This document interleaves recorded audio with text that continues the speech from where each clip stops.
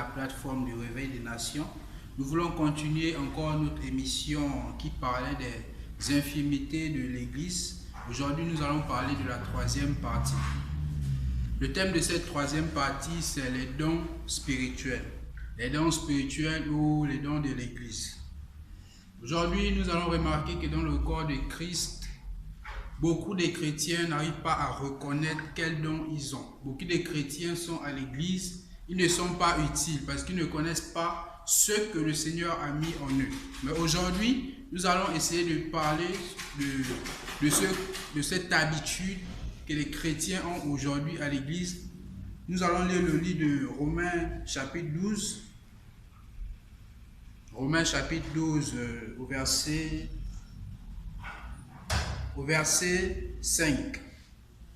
Il est écrit: ainsi, nous qui sommes plusieurs, nous formons un seul corps en Christ. Amen. La Bible dit nous qui sommes plusieurs. Nous qui sommes plusieurs qui? Nous qui sommes les chrétiens, nous formons un seul corps en Christ. Donc, aujourd'hui, nous voyons que l'Église est divisée. Il y a plusieurs corps de Christ. Vous allez remarquer aujourd'hui, il y a plusieurs églises, il y a des catholiques, il y a des protestants.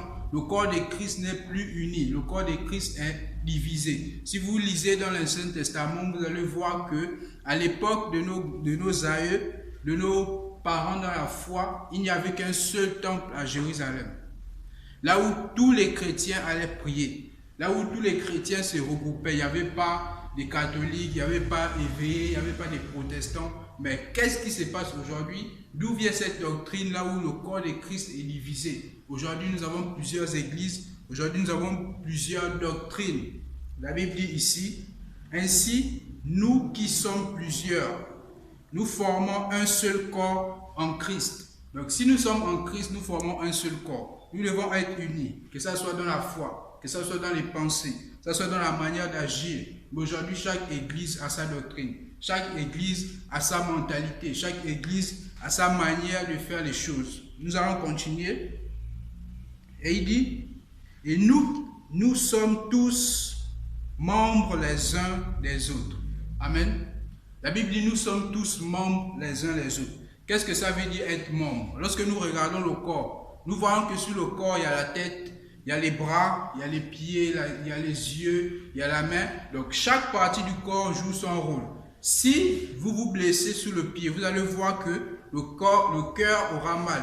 La main va chercher à toucher le pied pour savoir ce qui ne va pas. Donc ça veut dire qu'aujourd'hui aussi nous devons être unis. La Bible dit: et nous sommes tous membres les uns des autres. Donc ça veut dire quoi? Que nous devons nous soutenir.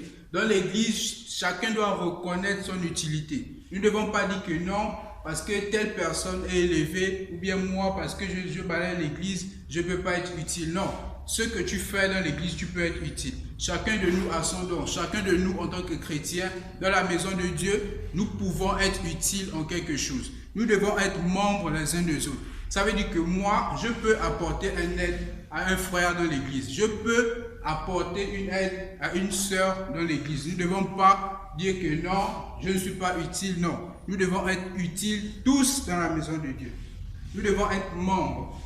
Qu'est-ce que cette partie-là, qu'est-ce que l'apôtre Paul essaie de nous dire là? L'apôtre Paul essaie de dire à l'église que l'église doit être soudée. Soudée dans quoi? Dans l'amour. Soudée dans quoi? Dans la fraternité. Aujourd'hui, il n'y a plus l'amour dans l'église. Si un frère voit son frère dans la difficulté, il ne peut pas l'aider. Si un frère voit sa soeur dans la difficulté, il ne peut pas le venir en aide. Pourquoi? Parce que le diable a déjà rempli le cœur des chrétiens aujourd'hui de la sorte qu'il n'arrive plus à soutenir son frère. Aujourd'hui, il y a des divisions dans l'église.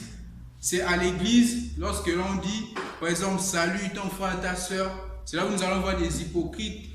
À l'église, il salue son frère, il salue sa soeur. Mais lorsqu'il se croise dehors au quartier, il a du mal à saluer ce même frère-là qu'il a salué à l'église. Aujourd'hui, c'est de l'hypocrisie que nous voyons dans l'église. Il n'y a plus l'amour, il n'y a plus l'entente, il n'y a plus l'union, nous ne sommes plus membres les uns des autres. Amen. Nous allons continuer. Et l'apôtre Paul dit: puisque nous avons des dons différents, selon la grâce qui nous a été accordée. Amen. L'apôtre Paul dit ici, puisque nous avons des dons différents. Dans l'église, tout le monde ne peut pas avoir le même don. Arrêtez ce qui se passe aujourd'hui à l'église. Tout le monde prophétise, tout le monde parle en langue, tout le monde fait la même chose dans l'église. Ça ne peut pas marcher. L'apôtre Paul dit ici que nous avons, chacun de nous son don selon la grâce qui a été accordée. Donc ça veut dire que c'est le Seigneur lui-même qui donne. Même si tu balayes l'église, sache que c'est une grâce que le Seigneur t'a fait, de balayer l'église. Tu auras aussi ta récompense. N'envie pas celui qui chante, n'envie pas celui qui prêche.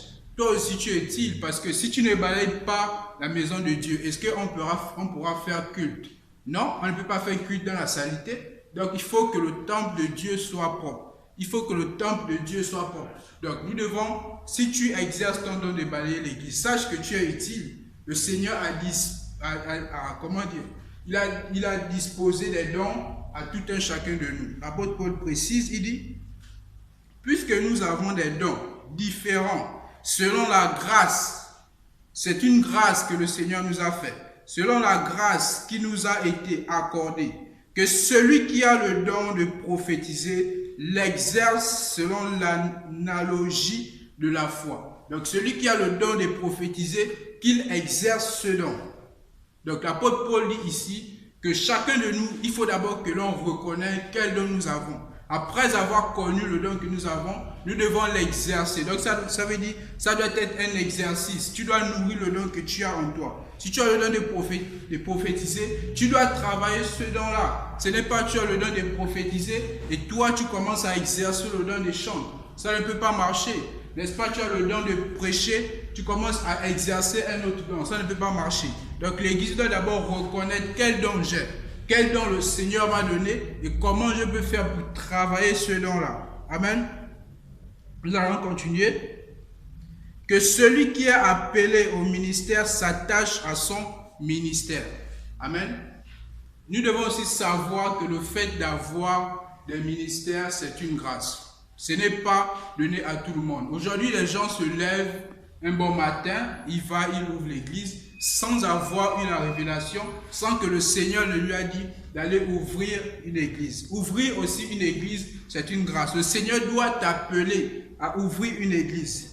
Le Seigneur, il précise ici que celui qui est appelé au ministère, donc tu dois recevoir l'appel d'ouvrir un ministère. Tu dois recevoir l'appel d'ouvrir un ministère. Tu ne peux pas te lever un bon matin et ouvrir l'église et tu penses que le Seigneur va se manifester. Non, vous allez faire des miracles dans cette église, mais sachez que ça ne vient pas de Dieu. C'est le diable qui va se manifester au milieu de vous. Parce que le Seigneur ne peut pas se manifester là où il y a du désordre. Qui t'a appelé? Qui t'a installé? Aujourd'hui, les hommes de Dieu se lèvent, ils sont installés par des hommes. Ils sont déclarés prophètes, ils sont déclarés pasteurs. Mais des hommes te reconnaissent en tant qu'homme de Dieu. Mais est-ce que le Seigneur lui-même te reconnaît en tant que son serviteur? Nous allons continuer. Il dit que celui qui enseigne s'attache à son enseignement. Enseigner aussi, c'est une grâce. Ce n'est pas donné à tout le monde. Les chrétiens aujourd'hui doivent reconnaître leur place. Celui qui enseigne ne l'envie pas. C'est une grâce. Tout le monde ne peut pas enseigner la parole de Dieu. Tout le monde ne peut pas connaître les révélations profondes qui sont dans la parole de Dieu. Enseigner, c'est une grâce. Le Seigneur ne se révèle pas à tout le monde. C'est dans l'enseignement que nous recevons la révélation de qui est Dieu, qui est le Fils qui est mort à la croix pour nous. Mais ce n'est pas tout le monde qui peut enseigner. Aujourd'hui, tout le monde enseigne. Même les femmes enseignent. Même un simple chant se lève et il commence à enseigner. Qu'est-ce que cela signifie? Il y a du désordre dans l'église. Chrétiens, réveillez-vous. Chrétiens, vous devez connaître quelle est votre place. Vous devez connaître quel est le don que le Seigneur a mis en vous. Parce que si tu ne reconnais pas d'abord le don que tu as, comment pourras-tu être utile à l'œuvre de Dieu? Paul dit, et celui qui exhorte à l'exhortation, que celui qui donne le fasse avec libéralité. Vous voyez, l'apôtre Paul cite aussi ici le don de donner, que celui qui donne. Ce n'est pas tout le monde qui peut avoir ce don de donner.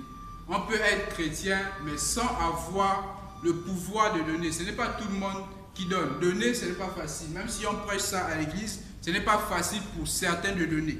Mais la Bible, l'apôtre Paul dit ici que celui qui donne, donne avec libéralité. Donc c'est un don. Mais lorsque tu le pratiques, tu dois le faire avec joie. Tu dois le faire avec liberté. Pas comme si on t'oblige. Mais lorsque tu le fais avec liberté, lorsque tu le fais avec amour, tu verras la manifestation de Dieu derrière cet acte que tu fais. C'est aussi un don. Nous allons continuer. Que celui qui précède le fasse avec zèle. Que celui qui pratique la miséricorde le fasse avec joie. Que l'amour soit sans hypocrisie. Ayez le mal en horreur. Attachez-vous fortement au bien. Amen. Chrétiens, nous devons connaître qui nous sommes. Tout le monde n'est pas appelé à être pasteur. Tout le monde n'est pas appelé à être prophète. Tout le monde ne peut pas parler en langue. C'est un désordre qui se passe aujourd'hui. Où nous voyons des hommes de Dieu qui disent aux serviteurs de répéter des mots sans savoir même ce qu'il dit. L'apôtre Paul dit, si quelqu'un a le don de parler en langue, qu'il prie afin de pouvoir interpréter aussi. Si lui n'interprète pas, il doit y avoir quelqu'un dans l'église qui interprète. Chacun de nous devons connaître nos dons.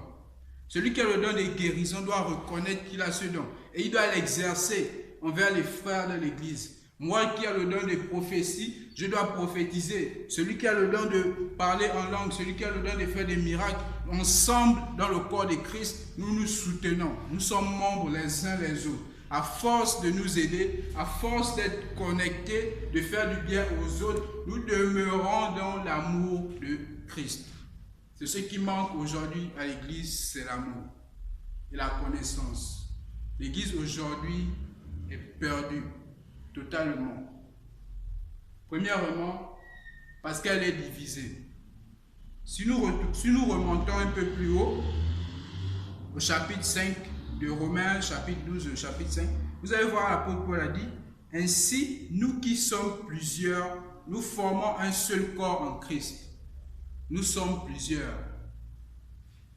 Des Africains, des Américains, des Européens, nous sommes plusieurs. Mais nous formons un seul corps en Christ. Dans l'Ancien Testament, nos aïeux, nos parents dans la foi, allaient tous prier à Jérusalem. Parce qu'il n'y avait qu'un seul temple.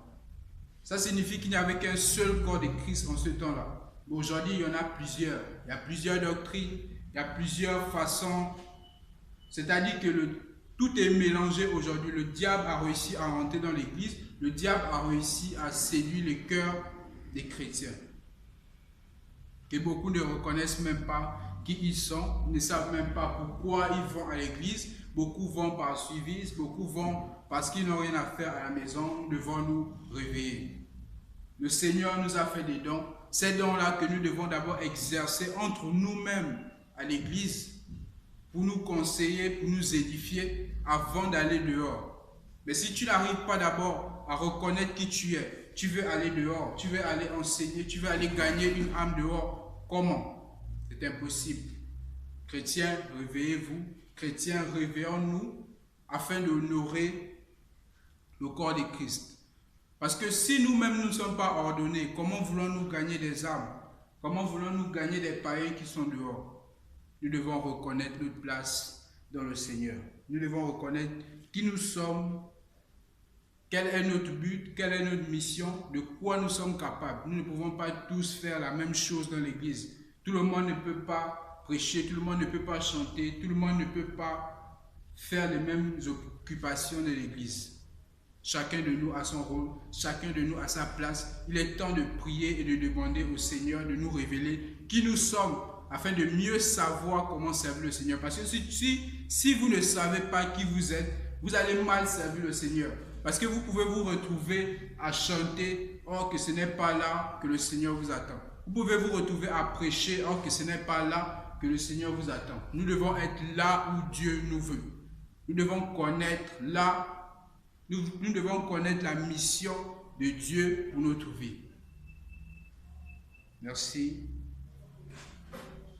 J'espère que cette émission va vous aider à comprendre qui vous êtes, à vous ouvrir les yeux, afin de ne plus être confus dans le corps de Christ. Nous n'allons pas à l'église pour prophétiser tous, pour parler en langue. Non, nous devons reconnaître nos dons. Même le fait de donner, c'est un don. L'apôtre Paul l'a dit. Même le fait de nettoyer l'église, c'est un don. Chacun doit reconnaître sa place dans le corps de Christ. L'autre peut être le bras, l'autre peut être le pied, l'autre peut être l'œil. Nous devons être soudés afin de grandir. Aujourd'hui, beaucoup d'églises sont au sol. Beaucoup d'églises sont tombées, sont fermées. Ils prétendent que c'est le vent, un mauvais vent, ou bien c'est le diable qui a fait ceci. C'est vous-même. Parce que vous n'êtes pas ordonné et vous ne connaissez pas qui vous êtes. Tout le monde veut jouer le même rôle. Ça ne peut pas marcher.